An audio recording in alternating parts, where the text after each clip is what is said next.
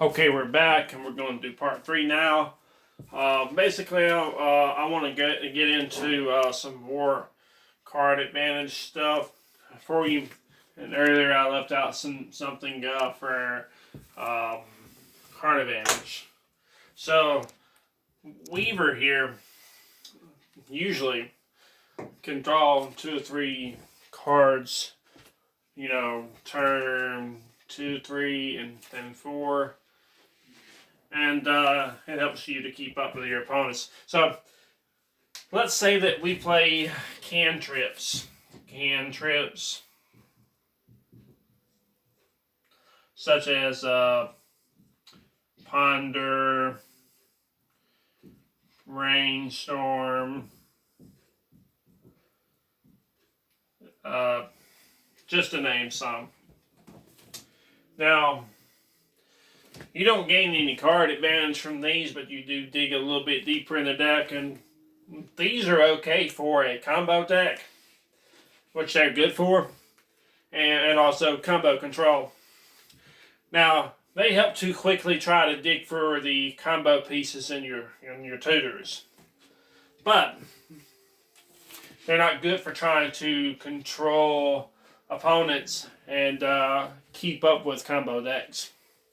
Which, to keep up with combo decks, you see that they're going to be building up 3 times more resources than you, so you've got to, yes, that's right, you have to produce 3 times more resources to keep up.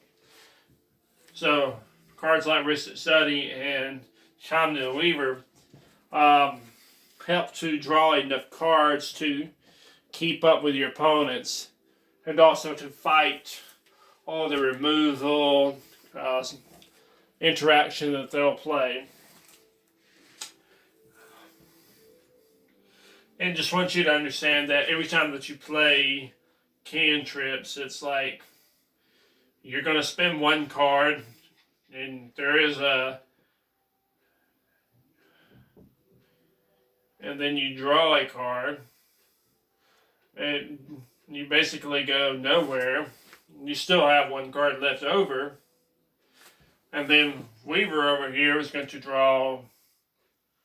You spend 1 card, and then you gain. We'll just say you have some mana dorks and such out there, so that you can draw 3 cards, and then when Weaver attacks, you're going to draw 3 cards. So, but you're coming out ahead here. See, just you 1 for 1, and here you're going to be +4 because you'll draw a card. Well, I would say that's wrong. Yeah, you're going to come out +3.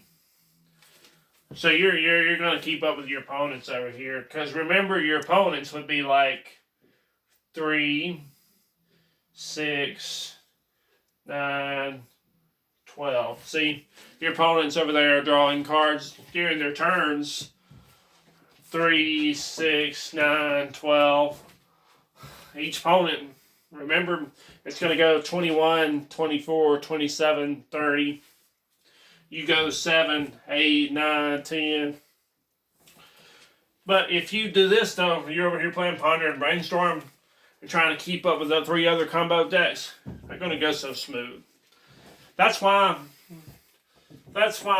Mystic Remora and Ristic Study are such powerful staples in multiplayer formats, because they actually draw enough cards to keep up with your opponents.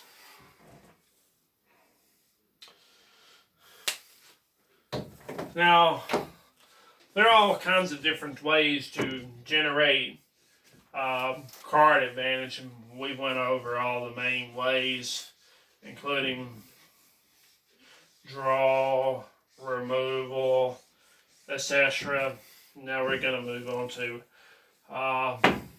another more important part of the game, but before we do move on, I want to make sure that people understand correct math about multiplayer Magic the Gathering.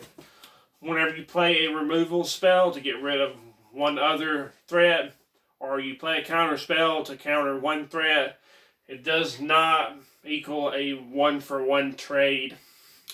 It's a 1-for--4 trade because you have 3 opponents and you have 3 potential threats every other turn that you should have removed or countered.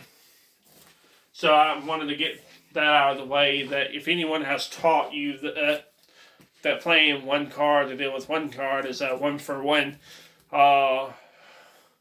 trade, that's completely incorrect. That's not even right at all. Okay, so next we are going to move on to our next topic, and that's going to be, let me see if I can make some room for it. I don't want to mess this up.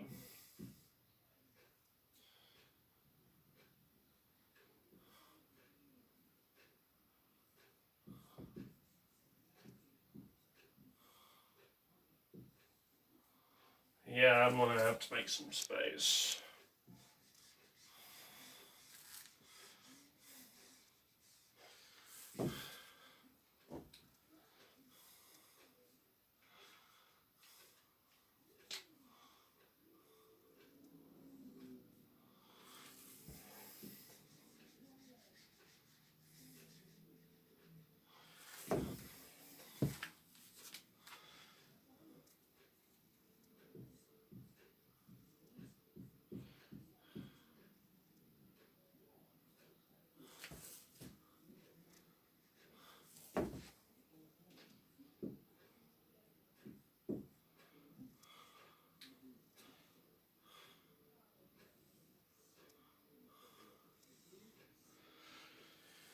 I think this is video 3 or 4.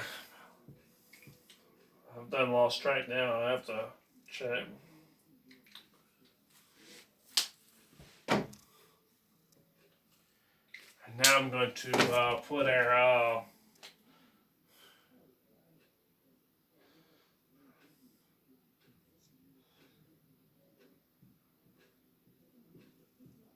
seven cards.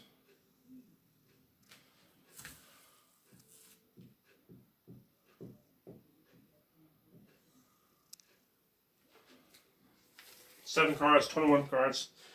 I like to keep it up there because, it explains what you're up against at all times when you start a game. Now, tempo. Tempo is defined as the resource advantage that you gain from playing various spells. Now, one I like to use is that if you notice that whenever you play something like Source of Plowshare that you go -4, that's not very good tempo. And you're probably wondering, well, is mass removal and drawing a bunch of cards the only way? Well, no, that's definitely not it. So that brings it up to one of our famous board control spells, Thorn of Atheist.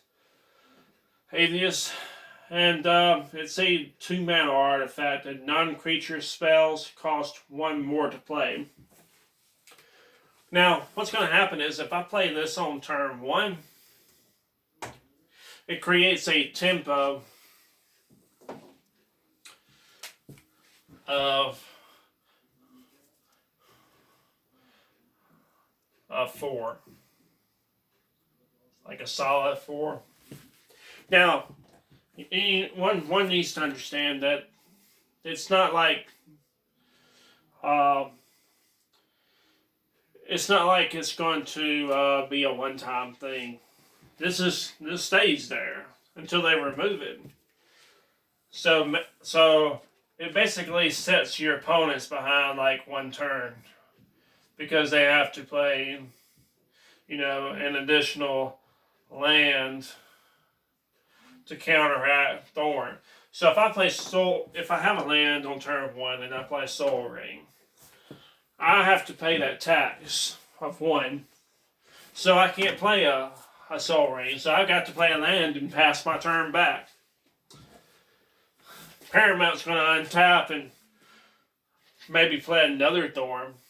And then if I do play another thorn, the tempo would be 8 on turn 2. So it's going to take 2 lands.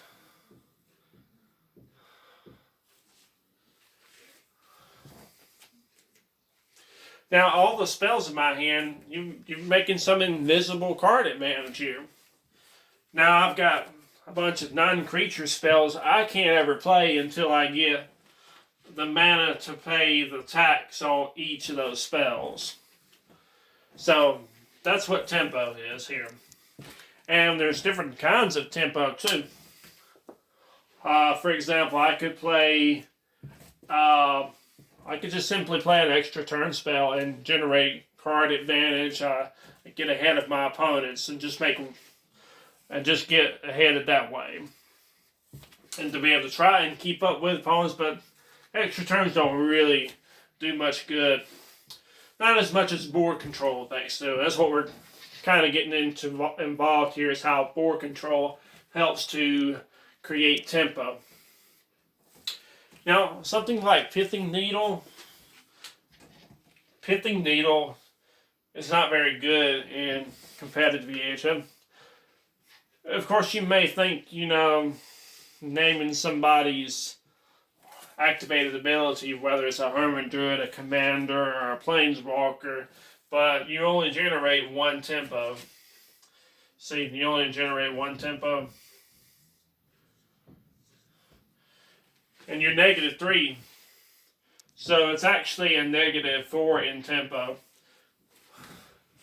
That's kind of familiar, right? You're wondering, what about Pithing Needle? If I play Pithing Needle and I name something, wouldn't that be 4 tempo? Well, no, it's going to be -4 because you needed it to affect multiple permanents to break even. Because you have 3 opponents. You don't just have 1 opponent. This is not Legacy. It's a multiplayer game.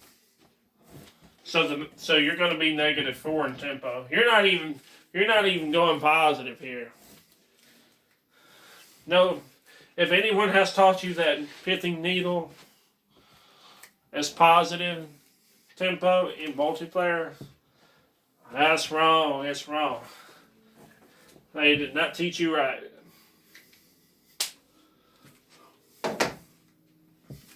So, just kind of summarize tempo, and if I wanted to, I can do more than 4 tempo as well, and I'm going to demonstrate the math behind that too. Let us say that on turn 1, that I play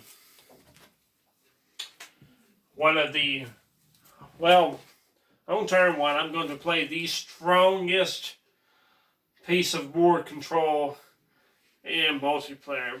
That's Tangle Wire. Good old-fashioned Mr. Wire. Tangle Wire is a 3 mana artifact that during a player's upkeep, they have to tap down 4. So, instead of 1 here, it's 4. You gotta think about that for a second. 4. Well, the counter spells, I could counter and stuff, but I really wouldn't make much card advantage or tempo out of it. But Tangle Wire here, on the first turn that Tangle Wire goes off, it's going to create 12 tempo. Of course, it's -4 tempo for you, and the actual math would be 8. But just to keep it simple, it's 12 tempo. Of course, you do got to tap your own, so it'd be -8. But if your Tangle Wire was one-sided because of the way you've constructed your multiplayer deck, boom, 12 tempo. Kind of hard to beat that number right there, isn't it? Not even Trinisphere can do 12 tempo like that. But there is a downside though, and that Tangle Wire is not permanent like Trinisphere and some other effects. It's going to go down over time, and you do need to plan in advance. Generally, Tangle Wire can shut down opponents for a good turn or two. So, tempo, Tangle Wire creates a positive 12 tempo. If anyone taught you that, Tangle Wire is bad or whatever, that's wrong. There's some other things that we want to go over too. Next, I'm going to compare Thorn, Tangle Wire, and Rule of Wall. Rule of Wall. Alright. Rule of Wall. Okay. Now, Rule of Wall is a 3-mana enchantment, 2, 1 white. And the effect of it is says each player can only cast 1 spell per turn.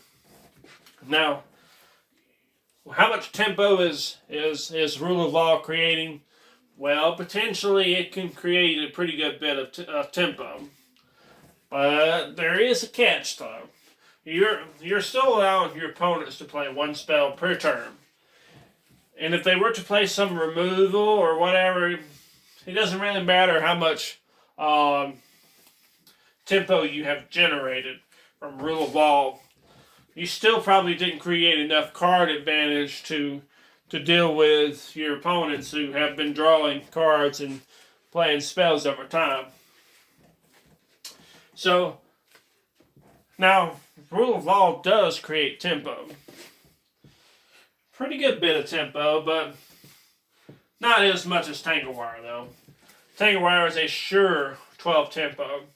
Rule of Law here is kind of keeping it down to about, I'd say, it's more in common with Thorn because it's still 1 spell per turn, but let's just say it's about, it's kind of like 1 to 3, because it depends on how many spells that they usually would play. It could be 3 or 4, but to keep things simple, we're just going to go with 1 tempo. 1 tempo. Now, you're probably wondering, well, why isn't it 4 tempo? Well, you are stopping them from playing multiple spells, sure. But they still are getting to play 1 spell per turn. That's not the same as Tangle Wire and Thorn over here, where they actually didn't even get to play a single spell. Remember, I explained earlier that with Thorn on turn 1, that your opponent must pay 1 mana to play a non-creature spell. So they got to pass it over a turn. Now, Rule of Law, it just comes down to 1 tempo. They still get to play a spell. And they get to draw a card. And they get to play a land. And at the end of somebody's turn, they're probably going to destroy it. So, it's kind of... And of course, board control, creatures and everything is going to get removed eventually, unless you protect it or build up enough control that it doesn't happen. Anyway, so that explains tempo. That wraps up part 3 and 4.